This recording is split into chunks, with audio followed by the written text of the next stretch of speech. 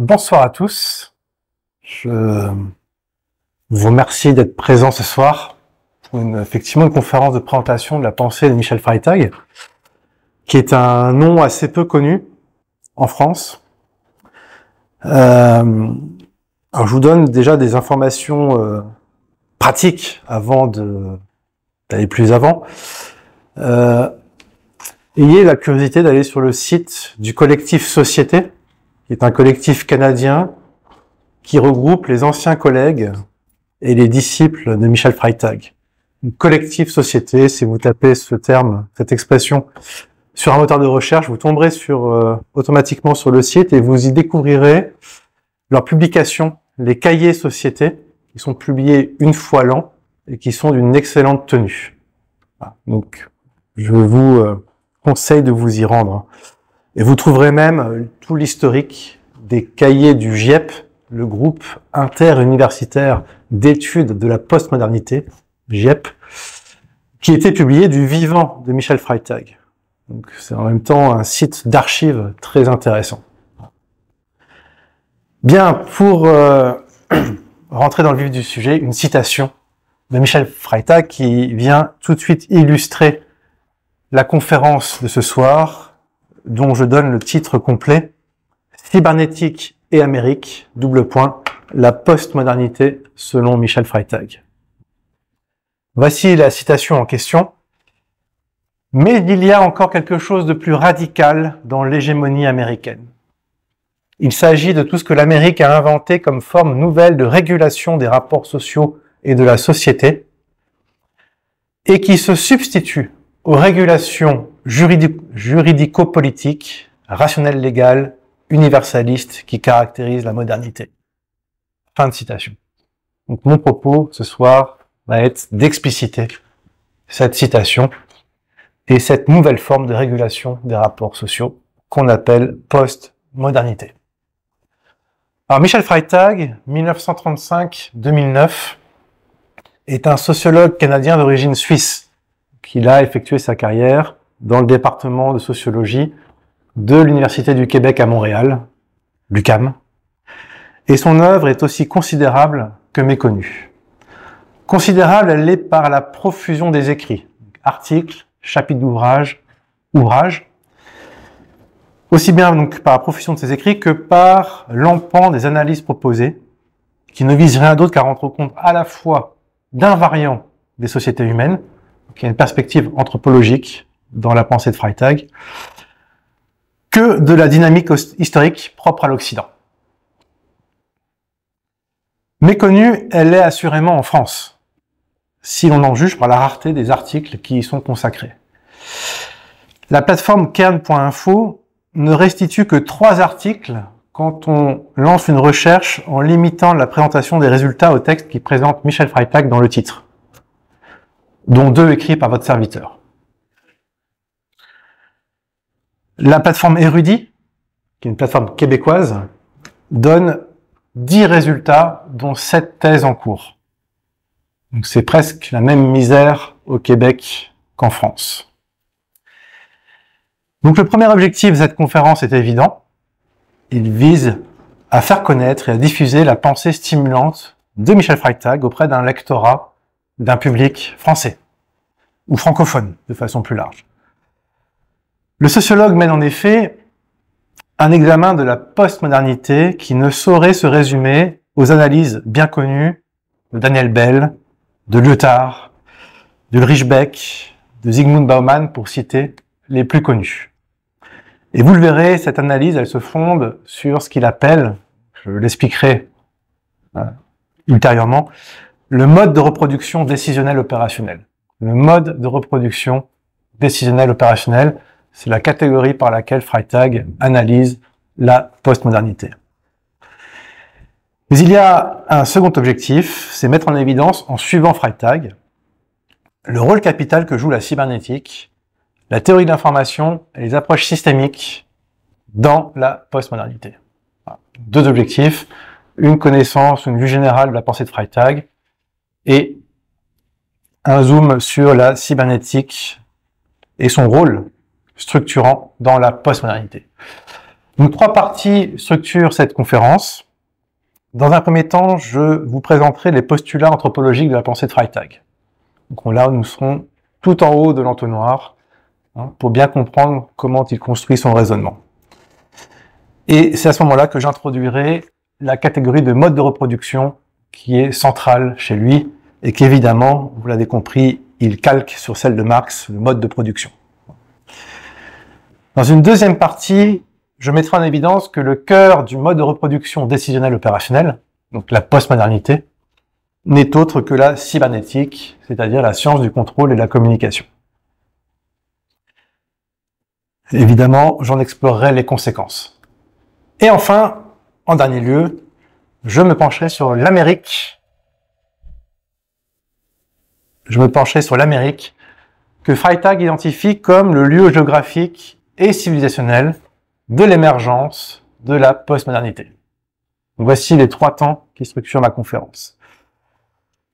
Donc, premier temps, les postulats anthropologiques de la pensée de Michel Freytag.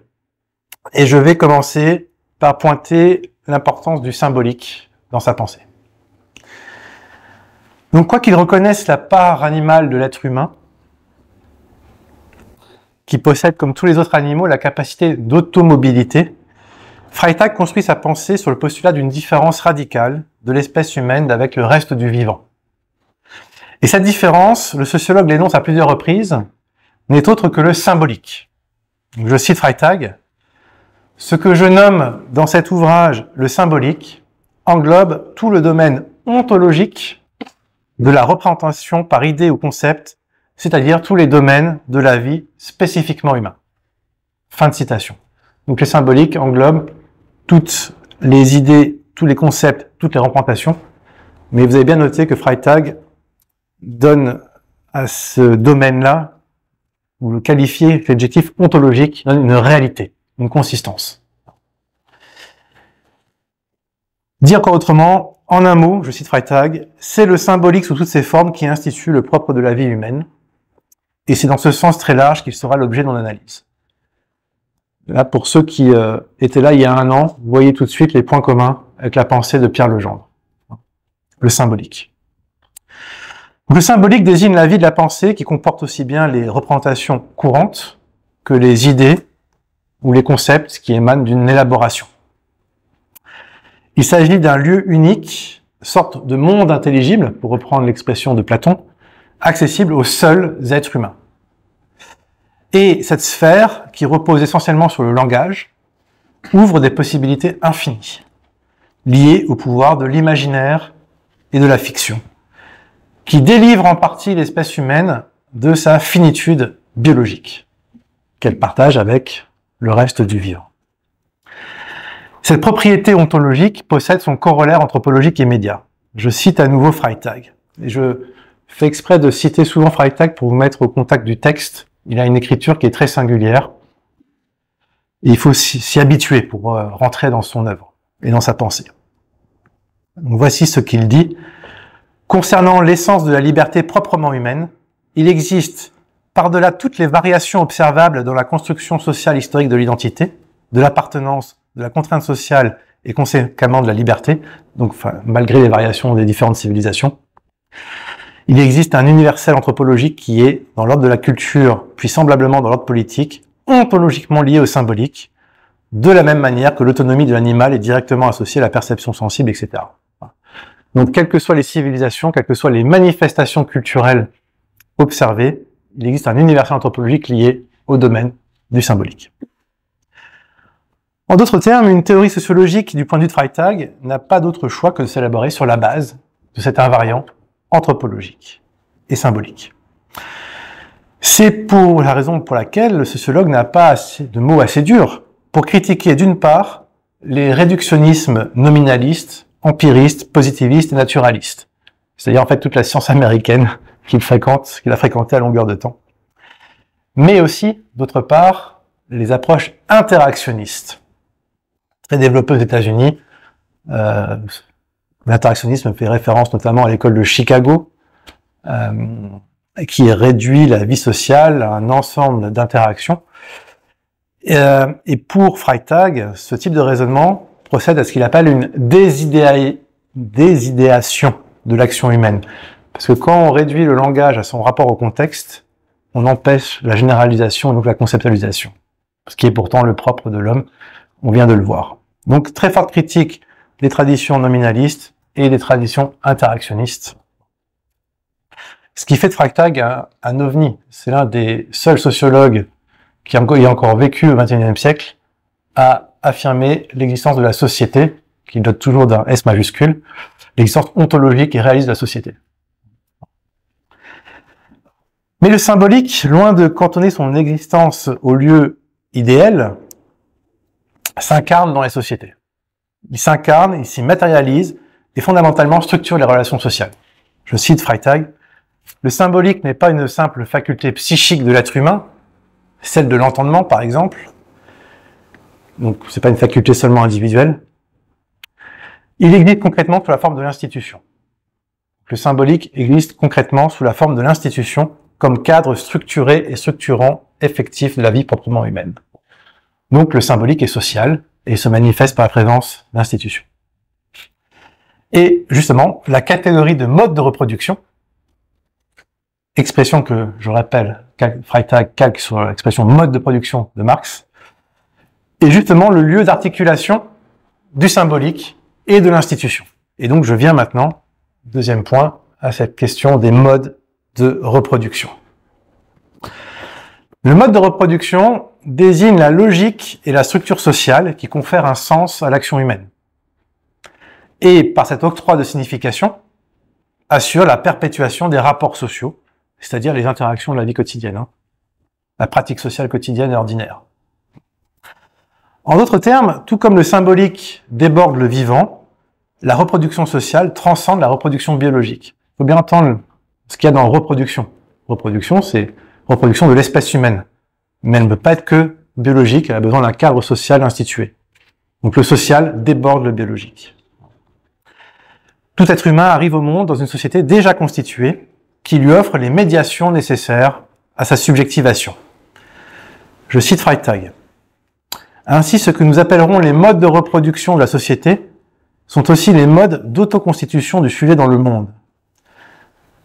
Ce sont les formes de la médiation dans laquelle s'accomplit l'ontogenèse, la genèse ontologique, de la réalité objective subjective, en tant que cette réalité n'existe que de se faire, de se connaître, de se reconnaître et de se refaire indéfiniment. Fin de citation. La première des médiations, c'est le langage. La première des médiations, c'est le langage, et nous l'héritons quand nous venons au monde. Et c'est ce qui nous permet d'interagir quotidiennement, perpétuellement, dans toute interaction sociale. Le mode de reproduction constitue un a priori, ce qu'on appelle un a priori en philosophie ou un transcendantal, c'est ce qui vient avant l'expérience.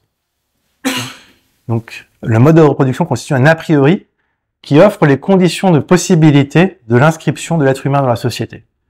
Donc c'est parce que, je reprends l'exemple du langage, même s'il y a d'autres formes de médiation, c'est parce qu'il y a toujours déjà du langage quand nous venons au monde que nous pouvons entrer en rapport avec autrui. Donc c'est un a priori, un transcendantal. C'est un toujours déjà là qui forme le socle de l'interaction humaine. Transcendantal, donc, le mode de reproduction l'est sans aucun doute, mais social historique, il l'est tout autant, ce qui signifie, entre d'autres termes, que ce n'est pas une instance fixe et éternelle. Le mode de reproduction se forge dans les pratiques sociales. Pratique, c'est encore un mot que Freytag emprunte à Marx, praxis. Et le sociologue, Freytag, définit plus précisément la pratique de la façon suivante. La thèse sociologique que je défends ici est que toute pratique sociale tient sa condition d'existence en tant que pratique significative, donc on n'agit que parce qu'il y a un sens, pour le sujet et pour autrui, de son inclusion dans la structure signifiante propre à la société. Vous voyez qu'il y a ici, je vais y revenir, une dialectique entre le mode de reproduction, qui est le niveau structurel, et les pratiques sociales, qui sont le niveau microsociologique des interactions. Le mode de reproduction structure l'interaction, mais les interactions en retour font évoluer le mode de reproduction. C'est donc une dialectique des sociétés humaines, et de même que pour Marx, l'histoire fait les hommes qui font l'histoire, De même que pour Freytag, la société fait les hommes qui font la société. Les pratiques sociales empruntent leur signification, c'est-à-dire les raisons d'agir, aux structures établies, les institutions, mais les font en même temps évoluer en raison de leur activité permanente.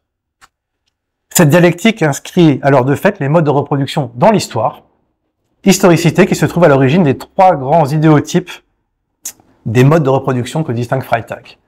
Et donc à présent, je vais vous présenter les trois grands modes de reproduction que distingue Freytag.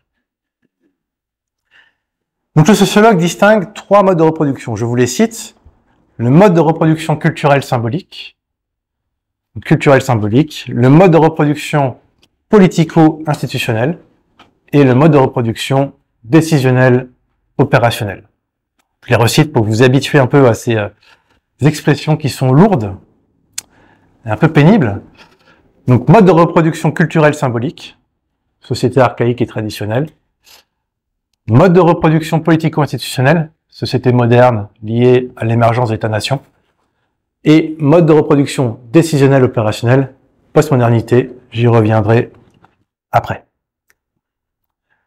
Je cite Freytag. Dans cette perspective, le moment de la totalisation de la société dans la modernité, donc modernité, est politique et législatif. Ce moment se réalise alors de manière privilégiée dans l'État. Alors qu'il est culturel et autoritaire dans les sociétés traditionnelles, et qu'il devient organisationnel, technique, opérationnel, décisionnel dans les sociétés de type postmoderne. Ouais, trois idéotypes pour trois types de sociétés. Donc je laisse de côté le mode de reproduction culturel symbolique. Ça nous emmènerait certainement trop loin. Et je vais commencer par préciser ce que Freytag appelle par mode de reproduction politico-institutionnelle. Pourquoi? Parce que nous en voyons encore aujourd'hui les vestiges. Donc il s'agit du projet moderne, politique moderne. Dans ce cadre, le transcendantal social historique ne relève plus de la parole mythique, qui est intangible, éternelle, incontestable, mais procède du travail de la raison, de la rationalité, de telle sorte qu'il convient de distinguer, c'est unique dans l'histoire, au sein des États-nations, deux niveaux de pratique sociale. Vous vous souvenez, tout à l'heure, je vous ai dit, il y a le niveau du mode de reproduction et le niveau de la pratique sociale. Là, la pratique sociale se scinde en deux, et c'est spécifique au projet moderne. Alors pourquoi? Je cite Freytag. On est alors effectivement en présence dans la société de deux niveaux de pratique sociale, de deux sphères hiérarchisées d'action sociale, celle des pratiques d'institutionnalisation, ou du pouvoir en général, ce qui est censé se passer au Parlement, je précise, et celle des pratiques de base qui lui sont soumises. C'est à ce moment seulement qu'on parlera de mode de reproduction politico-institutionnel. Donc c'est une pratique sociale particulière, la capacité législative, dit Freytag, qui permet aux pratiques sociales ordinaires d'advenir. C'est le propre du projet moderne, pour Freytag. Donc l'activité législative constitue le pivot des pratiques d'institutionnalisation de second ordre, car la loi forme le cadre général, rationnel et évolutif, dans lequel prennent place les pratiques sociales ordinaires. Donc, ce qui caractérise, pour le formuler autrement, le mode de reproduction politico-institutionnel, c'est le caractère social et politique de la réflexivité. C'est les capacités qu'ont les sociétés modernes de revenir sur elles-mêmes pour faire évoluer leurs lois, c'est-à-dire le cadre dans lequel prennent place les pratiques sociales ordinaires. Le mode de reproduction décisionnel opérationnel, qui est difficilement détectable dans la mesure où la postmodernité se donne comme le prolongement naturel de la modernité. Rompt avec la rationalité politique des États souverains pour laisser la technologie prendre la place de l'instance régulatrice. Donc ici, ce qu'il y a à comprendre, c'est la substitution de la technologie, du technique, du management, aux politiques, disons aux juridico-politiques. Je cite Freytag. On parlerait alors peut-être d'une nouvelle civilisation universelle ou cosmopolite de nature informatique, communicationnelle et cybernétique, où le concept de civilisation est, en son unification même, entièrement rabattu sur la dimension technologique. Fin de citation. Mais cela signifie que le mode de reproduction décisionnelle opérationnelle écarte la nécessité anthropologique d'un a priori structurant, puisque les pratiques sociales se réduisent alors des jeux d'adaptation au milieu. Dans le cadre moderne et même dans le cadre des sociétés archaïques, il y a un cadre structurant qui est là présent avant les interactions sociales, dans la postmodernité et dans le mode de reproduction décisionnelle opérationnelle. Désormais, les actions se réduisent à des comportements, c'est-à-dire à des ajustements à des logiques systémiques. Et donc, on est dans une logique a posteriori et non plus a priori. Ce qui explique le caractère réactif et le fatalisme qu'on peut éprouver face au cours des choses. Le sociologue donne une vue globale des déplacements qui caractérisent le passage de la modernité à la postmodernité, c'est-à-dire cette substitution des processus de régulation de la cybernétique à la légitimité des institutions fondées en raison. Je cite Freytag. Vous allez voir, il y a une série de déplacements qui sont tout à fait significatifs. C'est ainsi que l'on passe, sur le plan conceptuel, du droit à la décision, de l'institution à l'organisation, de la législation à la convention, de la déduction formelle des droits et d'obligations à la concurrence généralisée. Ou encore, qu'on substitue à une forme de logique de régulation a priori des techniques de programmation des objectifs et des prévisions de résultats, en passant par le contrôle de l'environnement assimilé à la réduction de l'incertitude, qui ont toutes le même caractère d'interaction et d'interadaptation a posteriori, purement empirique ou pragmatique, et dont les ajustements réciproques dépendent des procédures d'évaluation des résultats. Si vous donniez à lire cette citation à n'importe quel professeur de gestion, il vous dirait « Le management a pris la place du politique ». Prévision des résultats, programmation des objectifs, réduction de l'incertitude, procédure d'évaluation. On est en plein management. Donc maintenant, je rétrécis le prisme et je me dirige vers la cybernétique, puisque vous avez compris que la cybernétique est au cœur du mode de reproduction décisionnelle opérationnelle.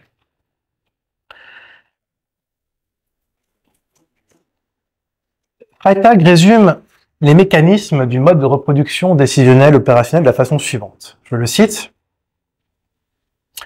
L'intégration d'ensemble.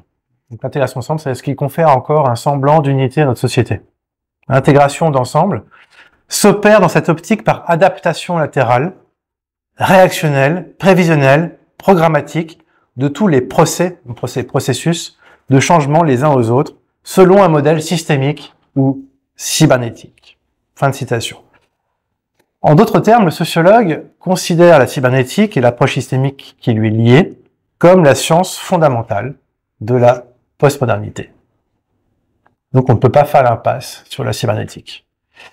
Et on peut la définir avec Norbert Wiener, qui est l'un de ces théoriciens, comme la science du contrôle et de la communication, mais de façon plus large, comme l'aptitude d'un système donné, grâce à un traitement adéquat de l'information, à s'adapter à son milieu, de telle sorte que la cybernétique poursuit, complète et entérine le projet néolibéral, tel qu'il fut récemment décrit par Barbara Stiegler dans un livre qui s'appelle « Il faut s'adapter ». Il faut s'adapter. Cette centralité de la cybernétique n'est pas sans conséquence, à la fois pour le sujet, l'individu, et pour la société. D'une part, la réflexivité rationnelle des sociétés modernes, qui se traduisait dans les faits par la capacité législative, on l'a vu tout à l'heure, s'efface au profit d'un ajustement au milieu permis par la rétroaction, le feedback en anglais. Je cite Freytag, « Comme je l'ai déjà dit aussi, la réflexivité dans l'opérationnalisme devient une réflexualité. » Vous voyez, on passe de la réflexion, réflexivité, au réflexe, réflexualité. Donc, réflexualité est une nature processuelle qui s'identifie d'avance virtuellement au feedback de l'autorégulation cybernétique. Fin de citation. Cette dissolution de la raison dans l'adaptation se traduit par la disparition de l'action humaine, au sens que lui donnait Hannah Arendt, c'est-à-dire l'action porteuse de nouveautés, au profit d'un comportement finalisé et donc d'un ajustement au milieu par le jeu des interactions. Comme l'écrit encore Freytag, je le cite, « C'est la nature même de l'action humaine qui est transformée puisqu'elle s'y trouve réduite pratiquement, c'est-à-dire opérationnellement, au comportement réactif tel qu'il est conceptualisé par les psychologies comportementalistes, la théorie des jeux, les théories cognitivistes, etc. D'autre part, la substitution déjà relevée plus haut, du technique au politique, prend la forme de la prise en charge de la réalité sociale par une technologie socio-organisationnelle qu'on appelle management. Je cite Freytag. Désormais, la forme institutionnelle de la régulation sociale prend la forme dominante du contrôle organisationnel. Alors ici, vous le voyez peut-être pas, mais le mot important, c'est contrôle. L'une des disciplines phares du management, c'est le contrôle de gestion, qui n'est pas, comme on croit, du contrôle budgétaire. Le contrôle de gestion se définit par la capacité à orienter le comportement des salariés vers les buts de l'organisation. Donc, comme Freytag parle de contrôle organisationnel, il fait référence à la centralité du contrôle de gestion dans le management contemporain. Donc, je répète, la forme institutionnelle de la régulation sociale prend la forme dominante du contrôle organisationnel, dont les théories des organisations et la gestion construisent de manière détaillée non seulement le concept, mais les procédures opératoires spécifiques. Les méthodes. Fin de citation. On aurait tort de considérer que les enseignements en management, qui se multiplient au point de concerner, je vous le rappelle, un étudiant sur 5 en France et dans le monde occidental, comme de simples apprentissages techniques visant à optimiser le fonctionnement des organisations. Il y va plus fondamentalement, comme l'affirme Alain Suppiot, et je cite Alain Suppiot dans son excellent livre « La gouvernance par les nombres », il y va donc de la substitution de la notion de gouvernance à celle du gouvernement. C'est assez clair. Je poursuis mon raisonnement en insistant à présent sur la mutation de l'université sous l'impulsion de la cybernétique. Vous allez voir à quel point c'est important. Les travaux pionniers de Jean-Pierre Dupuy, philosophe français expatrié depuis sa retraite à Stanford, ont mis en évidence la contamination de la quasi-totalité des sciences contemporaines par les catégories de la cybernétique. Donc information, organisation, apprentissage, rétroaction, système, pilotage, mémoire, et j'en passe. On retrouve tous ces concepts maintenant dans pratiquement toutes les sciences. Comme le souligne encore Freytag, je le cite, on voit que tout converge et fusionne dans cet unique concept d'information. Michel Serres, de tête, disait que tout savoir aujourd'hui est une théorie de la communication. Ça marque l'importance de la cybernétique. Donc ça implique alors qu'on peut que les modèles cybernétiques et systémiques peuvent être appliqués indifféremment à la réalité physique, biologique et sociale. C'est la raison pour laquelle la différence spécifique de l'espèce humaine, le symbolique, rappelez-vous le début de la conférence, se trouve à l'âge de la cybernétique assimilé au traitement de l'information. Donc on assimile le cerveau humain à un ordinateur. Équivalence dont la conséquence n'est autre qu'un nivellement métaphysique, plaçant sur le même plan l'animal, l'homme et la machine. Freytag, en tant que sociologue, se penche plus particulièrement sur sa propre discipline. Que se passe-t-il lorsque la sociologie, qui est censée penser la société, passe sous pavillon cybernétique? Voici la réponse qu'il donne. Aux utopies libérales capitalistes et socialistes révolutionnaires, vous voyez que le spectre est large, va se substituer idéologiquement et politiquement un pragmatisme fondé sur le concept d'adaptation. L'intégration sociétale perd donc le caractère problématique qu'elle avait dans la sociologie classique, au profit d'une multitude de problèmes locaux ou sectoriels d'intégration sociale des individus, groupes ou catégories. Fin de citation. La société comme totalité, dont Freytag accentue le caractère holiste, je vous l'ai dit tout à l'heure, en la dotant d'une majuscule, se fragmente dans les études contextuelles qui ne font que refléter les problèmes d'adaptation locale des individus à leur milieu. En somme, et que cela résulte d'une stratégie affichée ou de la simple reproduction du mode de production contemporain de la connaissance scientifique, et là je cite Freytag, les sciences sociales travaillent à la dissolution continue de la société. Donc je répète, pour Freytag, les sciences sociales travaillent à la dissolution continue de la société. Pourquoi? Parce qu'elle refuse de penser la société qu'un grand S. Voilà. Cette dissolution de la société ne tient pas à un simple changement de paradigme. Elle procède d'une mutation ontologique de la science au sein du mode de reproduction décisionnelle opérationnelle, qui traduit l'abandon de l'horizon de la vérité au profit de la recherche d'utilité, c'est-à-dire de production scientifique de la réalité sociale. Production scientifique de la réalité sociale. Ça, c'est, je crois, le véritable coup de génie de Freytag, d'avoir compris que l'université, par la mutation des savoirs, est le lieu de la fabrique de la réalité, de la fabrique technoscientifique de la réalité sociale, mais à chaque fois contextualisée. Ce sont des micro-études qui portent sur tel ou tel domaine, qui apportent des connaissances actionnables et qui transforment la réalité sociale. Pour Freytag, je le cite encore, tout cela se comprend parfaitement lorsqu'on suit le pragmatisme dans sa redéfinition de la connaissance comme un processus ou une procédure de résolution de problèmes pratiques. Processus ou procédure de résolution de problèmes pratiques, et non plus comme une recherche de vérité.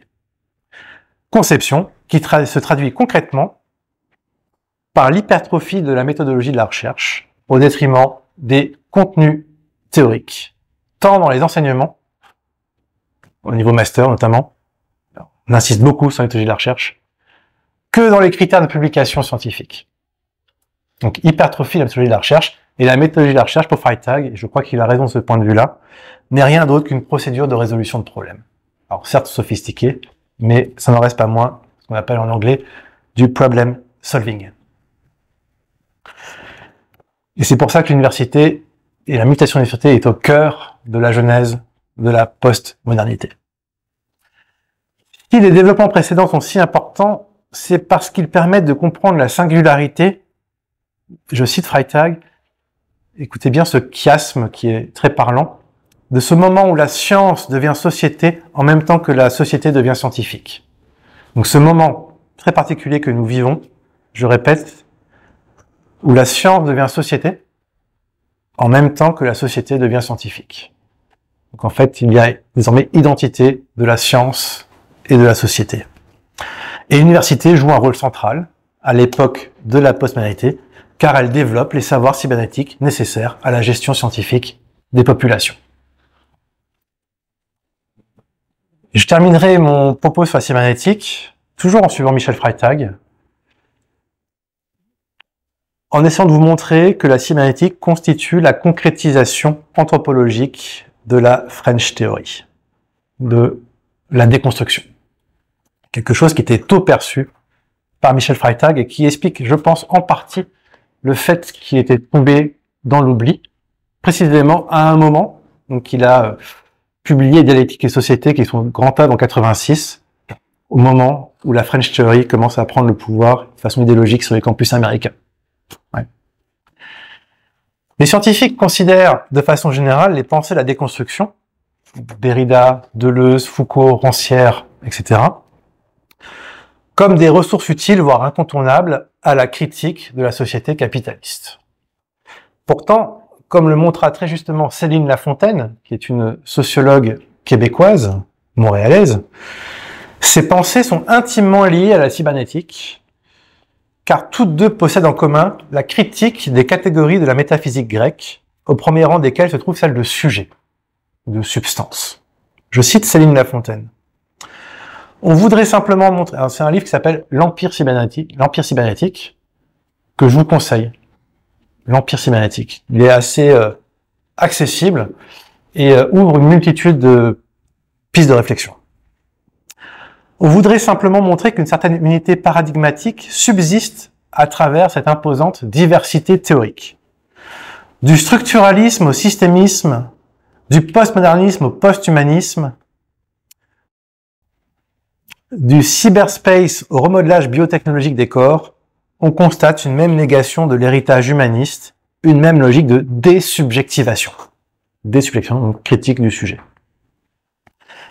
C'est précisément ce qu'avait déjà noté Freytag. Je le cite. Le délitement du sujet social, tel qu'imaginé par les philosophies de la mort du sujet, Foucault, correspond donc virtuellement à un procès réel de dissolution de la société et à sa conversion en un univers organisationnel et systémique. Fin de citation. Mais le sociologue avance une thèse qui franchit encore 2 pas supplémentaires par rapport à la seule mise en évidence d'un lien généalogique entre cybernétique et French Theory. Tout d'abord, les philosophies de la déconstruction font largement écho à la critique libérale des identités collectives et des institutions, ce qui conduit des penseurs se disant révolutionnaires à se faire malgré eux le jeu de leur ennemi. Je cite Freytag, « Cette pensée qui s'est souvent présentée dans le champ de la gauche radicale, de tendance anarchiste, avait déjà intégré à sa base l'aplatissement libéral de l'idéal cosmopolite des Lumières, et, nonobstant son appropriation littéraire et rhétorique de l'engagement social de Marx, la critique non dialectique du pouvoir qu'elle substantialisait radicalement, comme l'a fait Foucault, l'avait déjà rapproché de la critique lockéenne, donc qui rapproche Foucault de Locke, donc la critique lockéenne de toute identité collective et de toute solidarité sociale historique, politiquement et institutionnellement incarnée et objectivée. Donc vous avez vu que la langue de Freytag est lourde et chargée, mais il trouve dans la critique des institutions chez les postmodernes des échos de la critique lockéenne, donc de Locke, l'un des pères du libéralisme, de toute forme d'identité collective. De plus, Freytag semble dire, hypothèse qui fut également avancée par Michel Clouscar, marxiste dissident, que les pensées postmodernes fournissent au fond à la cybernétique et à son action de dissolution de la réalité sociale une légitimité intellectuelle qui pourrait leur faire défaut. Ainsi, je cite Freytag, ce que postulent les philosophies de la déconstruction et ce que réalise la réduction systémique de la réalité, c'est que tout n'est que singularité, actualité éphémère d'un pur événement. Fin de citation. Pur événement, c'est-à-dire en dehors de l'histoire, sans passé ni futur. Et j'en viens donc à ma dernière partie, le laboratoire américain de la postmodernité. Pour Freytag, l'Amérique constitue à la fois le berceau et le modèle, donc l'origine et le paradigme de la postmodernité. Cela s'observe tout d'abord au fait que les sciences qui dominent le mode de reproduction décisionnelle opérationnelle sont américaines. Ce sera mon premier point. Mais leur triomphe planétaire témoigne avant tout de la puissance géopolitique américaine qui permet aux États-Unis d'exporter leur modèle. Ce sera mon deuxième point. Et mon troisième point, pour boucler la boucle, sera de montrer que l'Amérique, constitue le continent de la réalisation anthropologique de la déconstruction. La science américaine, premier point. Si les analyses de Freytag sur l'Amérique ne sont connues que depuis 2023, il y a un certain nombre maintenant d'écrits posthumes qui sont publiés sous le titre « Forme de l'histoire ». Donc je reviendrai à mon propos après. Donc, le grand œuvre de Freytag, Dialectique et société, publié en 86, réédité en 2013 en 3 volumes. C'est là où il fait sa typologie des modes de reproduction. Ensuite, il a écrit un certain nombre d'essais de son vivant, dont Le naufrage de l'université en 95, un essai sur l'architecture et d'autres sur la critique de la mondialisation, l'impasse de la globalisation, l'abîme de la liberté. Et depuis son décès, sont publiés des volumes sous l'intitulé général « Forme de la société ». Donc là, on est au 4e volume, qui sont des études plus historiques, c'est-à-dire l'application de son raisonnement idéal typique à des situations historiques. Et là, le volume 3 était consacré à l'Amérique, le volume 4 au totalitarisme. Ou c'est l'inverse, excusez-moi. Voilà. Donc je reviens maintenant à l'Amérique. Donc je disais que les analyses de Freytag sur l'Amérique sont connues depuis 2023, en tout cas pour ceux qui n'étaient pas intimes avec sa pensée. Et pourtant, les États-Unis sont loin de constituer un apax dans son œuvre. Le thème américain revient souvent. Et c'est même un fil directeur. J'ai montré précédemment à quel point la société postmoderne est une société scientifique, dans la mesure même où la production de la réalité sociale, fragmentée, contextuelle, tient au déploiement des sciences opérationnelles, la cybernétique. Cela conduit alors Freytag à voir dans l'université une pièce centrale du mode de reproduction décisionnel opérationnel, mais à préciser aussitôt, je le cite, que la transformation des finalités s'opère à l'intérieur de l'université nouvelle, et là il met des parenthèses, américaine. Donc, l'université nouvelle américaine. Si indéniablement le projet philosophique de l'université moderne est allemand et naquit sous la plume de Humboldt, sa réalisation et sa réalité sont incontestablement américaines. La mutation évoquée advient dans deux directions, dont la seconde est en train de supplanter la première. Première mutation, c'est ce que Freytag appelle la mutation fonctionnelle. Et elle désigne l'adaptation de l'université aux besoins de la société. Donc, par exemple, c'est la professionnalisation des cursus. Ouais. Mutation fonctionnelle. C'est le déploiement de l'approche par compétences, de la maternelle jusqu'à l'université. Mutation fonctionnelle. La seconde mutation, elle, est appelée opérationnelle. Donc, mutation opérationnelle. Et elle renvoie à la prise en charge du réel par les savoirs de l'expertise et de l'intervention. Alors, vous allez en sociologie et voyez le nombre de diplômes qu'il y a en sociologie d'intervention. Vous voyez, pour illustrer ce que dit Freytag. Vous voyez en sciences de gestion et d'organisation le succès des recherches-interventions. Et à cette transformation de l'université correspond le développement de nouveaux paradigmes, notamment dans le domaine des sciences humaines et sociales. Je cite Freytag. En un mot, la sociologie est devenue américaine. En un mot, la sociologie est devenue américaine dans sa problématique et ses modes de théorisation dominants, et dans la suprématie qu'elle concède conséquemment à la méthodologie de la recherche. La méthodologie devient du même coup, en retour, l'Amérique. C'est fort, hein? La méthodologie devient du même coup, en retour, l'Amérique, où le nouveau monde des sciences sociales, c'est elle qui leur ouvre ces nouvelles frontières. Évidemment, l'expression nouvelles frontières n'est pas innocente sous la plume de Michel Freytag.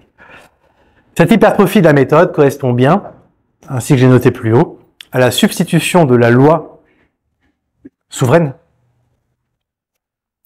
par la prise de décision entendue comme problem solving, résolution de problèmes. Loin toutefois de se réduire à cette démesure de la méthodologie, la science américaine renonce de surcroît à ses catégories classiques pour intégrer celles de la cybernétique, à telle enseigne que la sociologie, la science politique, la psychologie sociale, l'anthropologie, l'économie sont toutes en train de devenir des sciences de l'organisation, c'est-à-dire des extensions du management. Une longue citation de Freytag. On ne saurait ignorer non plus, de manière critique, à quel point les sciences sociales américaines, et tout spécialement la science politique, ont suivi de près ce mouvement pour l'entériner conceptuellement et théoriquement au fur et à mesure qu'il se développait, lui conférant ainsi au nom de la science une apparence d'objectivité immédiatement positive, naturelle et universelle. Les paradigmes organisationnels, donc le management, submergent la sociologie. Les théories de l'influence se substituent aux théories du pouvoir. Les schèmes actionnalistes d'analyse sont reformulés en termes de modèles communicationnels, interactionnels, informatiques, cybernétiques et systémiques. Et on voit dominer dans presque toutes les disciplines une approche pragmatique et opérationnelle, à l'emprise de laquelle même les représentants les plus éminents des sciences sociales classiques européennes, comme Habermas et Appel, succombent eux aussi depuis une bonne trentaine d'années. Donc Habermas, théorie de l'agir communicationnel, issue de l'école de Francfort. Voilà, donc Freytag fait une critique générale de la science de son temps. Elle s'est totalement américanisée. La puissance géopolitique des États-Unis. Mais si la science américaine s'est globalisée, sa domination ne procède pas en premier lieu d'une victoire paradigmatique. Elle tient bien plutôt à la puissance opérationnelle de transformation du monde qu'elle confère aux États-Unis. En d'autres termes, le facteur géopolitique prime sur la variable épistémologique. Je cite Freytag, « En fait, ce qu'on nomme la globalisation a été très largement imposée depuis une trentaine d'années dans le cadre de la stratégie de domination que les États-Unis ont poursuivie depuis la fin de la Seconde Guerre mondiale. En d'autres termes, elle possède aussi une dimension géopolitique et stratégique, et l'étude de cette dimension coïnciderait largement avec la mise en lumière de la montée en puissance des États-Unis. » Fin de citation. Selon Freytag, la globalisation, que beaucoup tendent à considérer comme un fait naturel et inéluctable, fait partie d'une stratégie géopolitique de domination.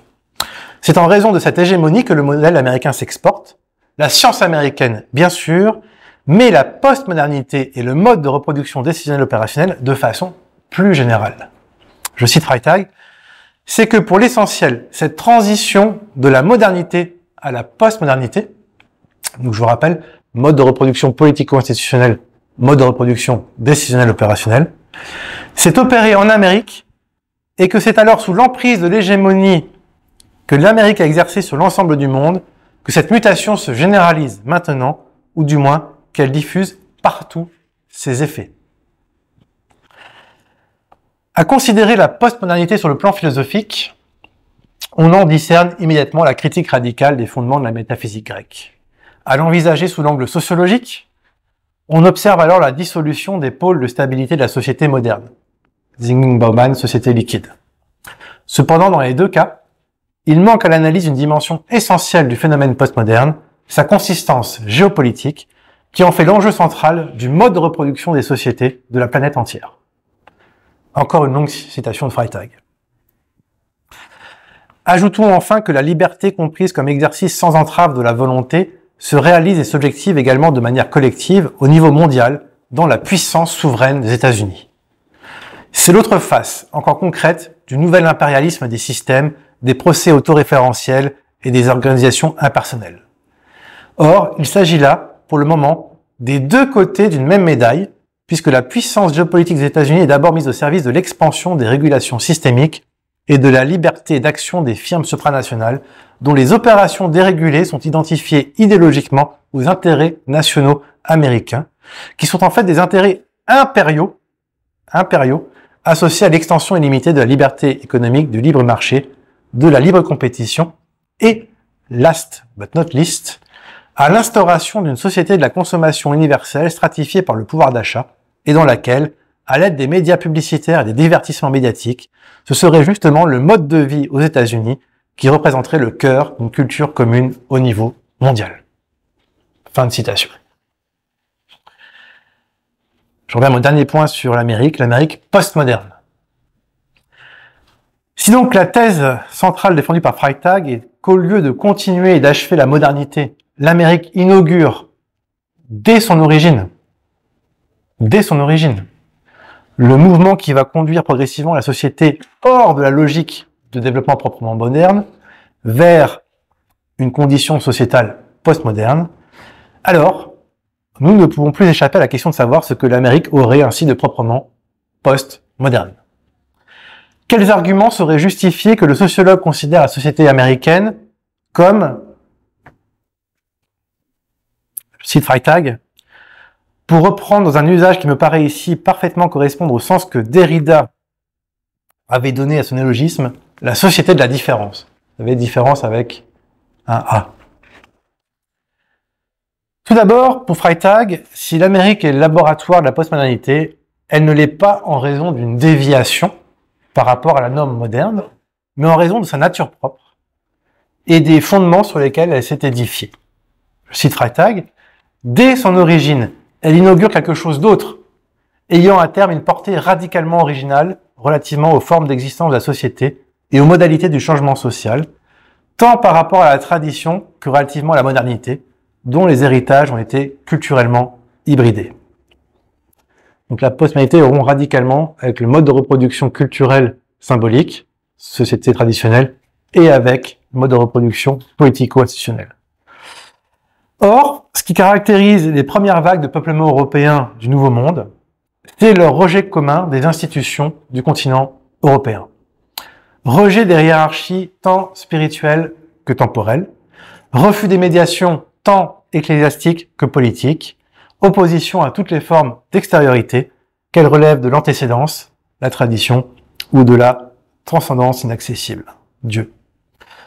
Jacques Derrida, qui définit la déconstruction comme un projet de démantèlement des médiations et des institutions, ne s'y est guère trompé quand il identifie la déconstruction et l'Amérique. Un passage assez fabuleux, ça, chez Derrida.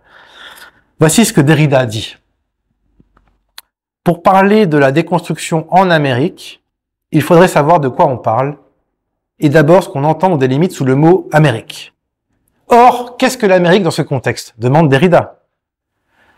Si j'étais moins souvent, donc ça c'est les formes Derrida qui sont un peu pénibles, si j'étais moins souvent associé à cette aventure de la déconstruction, je risquerais en souriant modestement cette hypothèse. Mais là ça devient intéressant. L'Amérique, mais c'est la déconstruction. L'Amérique, mais c'est la déconstruction. Avec la en italique pour quelqu'un qui n'a de cesse de critiquer l'essentialisation. Je continue la citation de Derrida. Ce serait, dans cette hypothèse, le nom propre de la déconstruction. Donc l'Amérique, c'est le nom propre de la déconstruction. Le nom propre de la déconstruction en cours, son nom de famille, sa toponymie, sa langue et son lieu, sa résidence principale. Fin de citation.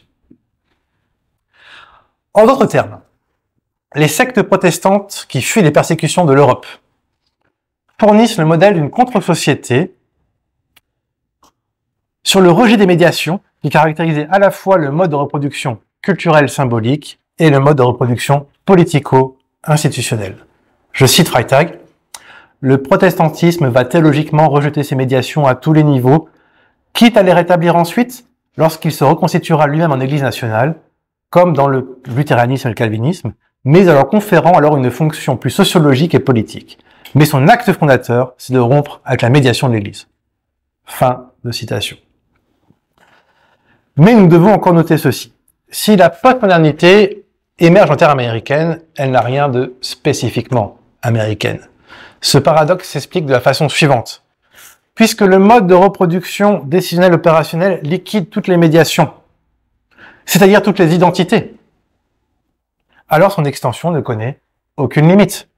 Je cite Freytag, « En termes de valeur, il y a la négation et la dissolution aussi bien de l'Occident que de traditions civilisationnelles, et c'est pour cela précisément qu'il pénètre aisément partout, et qu'il peut être adopté partout, puisqu'il ne s'oppose à rien de particulier. Tout ce qui lui est propre, c'est l'efficience, l'opérationnalité, l'effectivité, et cela suffit à assurer et à justifier son fonctionnement. » Fin de citation. J'en viens à la conclusion. Je terminerai cette présentation en me demandant s'il ne faut pas déceler dans l'avènement de ce mode de reproduction décisionnelle opérationnelle planétaire une nouvelle forme de totalitarisme. C'est justement dans le 3e volume des formes de la société, intégralement consacré au totalitarisme, que Freytag s'interroge sur la possible apparition d'une nouvelle forme de totalitarisme qui, par des leviers différents, mène néanmoins à un type de domination similaire à celui qu'ont connu les régimes totalitaires historiques. Je cite Freytag. Bien sûr, les institutions formelles subsistent, au moins partiellement.